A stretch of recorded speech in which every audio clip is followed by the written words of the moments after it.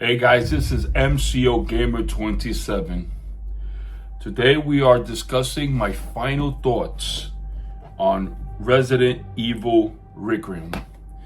As you guys know, when I really like a game, I support it. And I bought two copies. One for the PS5 because it looks incredible, and one for the Switch to take it on the go. But this is an incredible game on the Switch, guys. What they did here, and once again, the Switch 2, it's a remarkable, powerful handheld. I mean, even though that it uses DLSS, but it is powerful enough to run a AAA title. This is a AAA title, guys.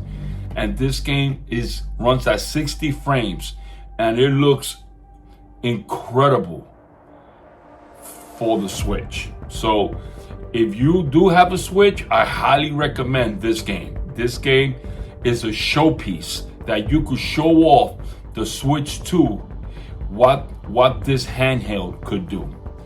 Of course, the PS5, I do own a PS5 Pro, so this is enhanced.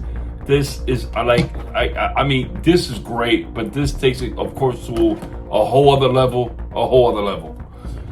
Okay, now my final thoughts on these games. Well, I'll tell you what. As of now, March 30th, 2026, this is MCO Gamers 27 Game of the Year. As of now, this could change because there's some games still are coming out, and don't forget, if we do get GTA 6, that may change.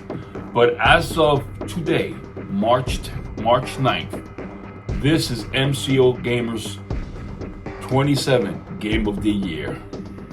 Now let me tell you something about this game. Number one, this game is terrifying. I'm not gonna sugarcoat it. So if you don't like horror games, this game ain't for you. Let's cut that. Let's nip it in the bud. But if you do like horror games and you also like action, what they did is they put two people. They put Leon, as we all know Leon.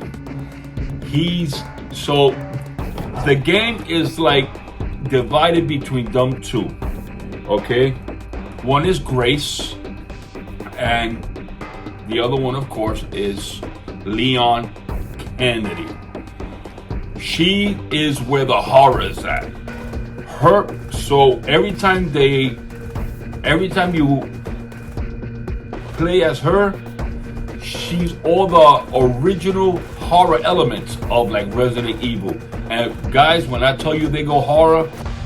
Her is terrifying. The game wants to make you feel uncomfortable, and it makes you feel very uncomfortable all the time. Your whole anxiety, it gets you tense, it makes you feel uncomfortable, and it's terrifying, her part. And then after a few hours, they switch over to Leon, right? Let me go switch back and forth. Leon's character, and it makes you forget about her side because he's action. It's just action. Not scary, not one bit. It's just a lot of action. It is completely action. So I think they did a perfect balance. Okay? Extreme horror and then extreme action. But they balanced it out so perfect. And the story is compelling. If you know anything about the Resident Evil lore, I think this game has one of the best lore, telling the lore of the Resident Evil franchise from the beginning. It goes all the way back to 1983. The lore is incredible. How back they go, guys. They go really, really back. And then And then it actually completes a lot of the open blanks of any question you had within the games before this. Mind you, there's a lot of games, 8, 9, but it fills most of the blanks. And the lore is incredible in this game. Like I said, if you're a Resident Evil fan, this is a treat. This is a masterpiece.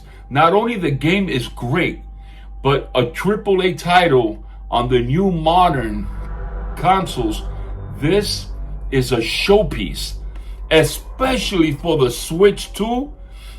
Especially for the Switch 2. This is a handheld. You could put it on the television, it looks gorgeous. You handheld, it looks gorgeous. It's a showpiece. And this takes it to a whole other level. This is probably the most impressive. And I think this is truly the next gen game on the PS5 because it uses everything. Ray tracing. I mean, everything is on this game. Well, guys, this is my final thoughts on Resident Evil Requiem. As of now, it is my game of the year. Everyone has a very blessed day. Peace.